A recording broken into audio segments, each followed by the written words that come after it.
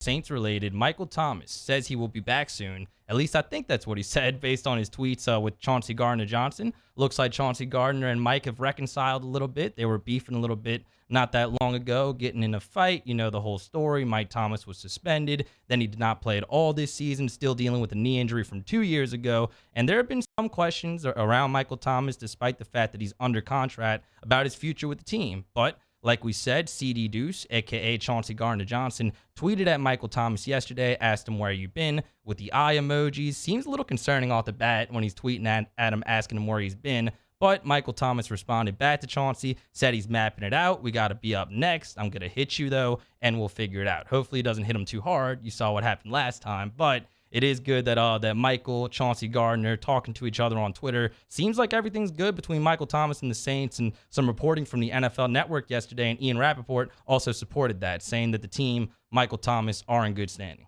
Yeah, I'm over the whole Michael Thomas thing. Like it's fine. He's staying with the New Orleans Saints. Like if he were not, you'd hear more about that right now. That would be a major story. The fact that he's not being traded is what Ian Rappaport's telling you. Well, there you go. I mean, it's just, and this is a good thing. Like I know I'm brushing it off, but this is a very, very good thing for the Saints, obviously. But for me, like, it has to stop being a topic of conversation now. Is everything okay with Michael Thomas and the Saints? Because the answer is yes. Like, the answer is 100% yes. They're fine. Ian Rappaport even added that Michael Thomas was back in New Orleans. Now, I guess those tweets maybe don't necessarily support that 100%. But that he's not back from New York yet with the treatment he was getting. But he will be a New Orleans Saint, and that's massive. And it's massive for two reasons.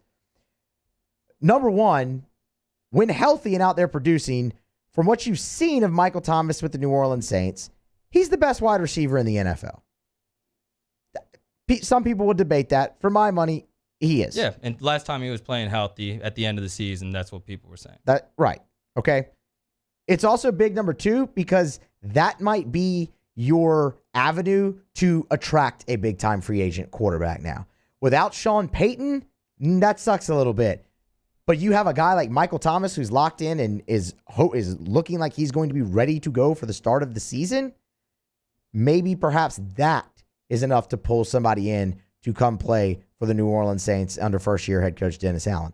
Maybe not, but it doesn't hurt your case having somebody the quality of player like Michael Thomas in the boat. Yeah, Mike's a beast when he's healthy. Like you said, he broke the NFL record for receptions last time he was healthy. And you would think right off the bat, just looking at what the Saints have, Alvin Kamara is probably going to miss some time. We'll see the details and what happens with the suspension. But your best offensive players, Michael Thomas, Alvin Kamara. Offensive line, you have some questions that you're going to have to answer. Do you keep rolling with Cesar Ruiz despite kind of a subpar first couple of years? Do you keep Teron Armstead? Do you let him walk? Does he retire? You still have Ramchick. He's coming off of surgery. You would think Marquez Callaway is a pretty good number 3. You probably need to address the number 2 wide receiver position, whether it be in the draft or free agency. But yes, in a world where you're trying to acquire a free agent quarterback or trade for a free agent quarterback, it definitely helps knowing that you have Michael Thomas in tow, and hopefully he is getting healthy. He didn't play at all last season, so really no excuse to come out and be 100% from the start. And he's produced when he's healthy, but I don't think you can deny that he had a really poor attitude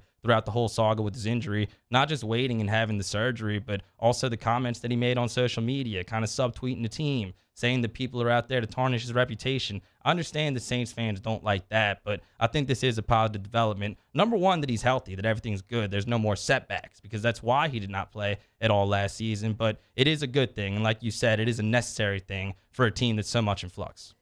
Yeah, I mean, look, as far as he was angry. The Saints were angry. When you're angry, you say things you don't mean. I mean, I think it honestly can be as simple as that.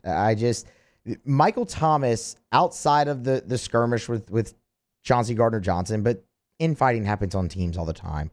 Outside of that, and this last spat with the surgeon, there was never anything really like that when it came to Michael Thomas and his time in New Orleans. It was kind of like a first-time offense. So, I mean, I'm willing to chalk it up to something like that.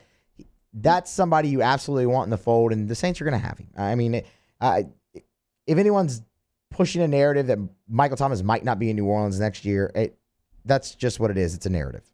Yeah, and that's supported by the reports yesterday, and it's kind of supported by those tweets. Had a little bit of trouble kind of comprehending the tweets at first, but after further review, it seems like everything is good, and he and Chauncey Gardner-Johnson are good. So Michael Thomas will play in New Orleans as things stand right now. Don't know who the quarterback is going to be. Don't know who the OC is going to be, but that does answer one question.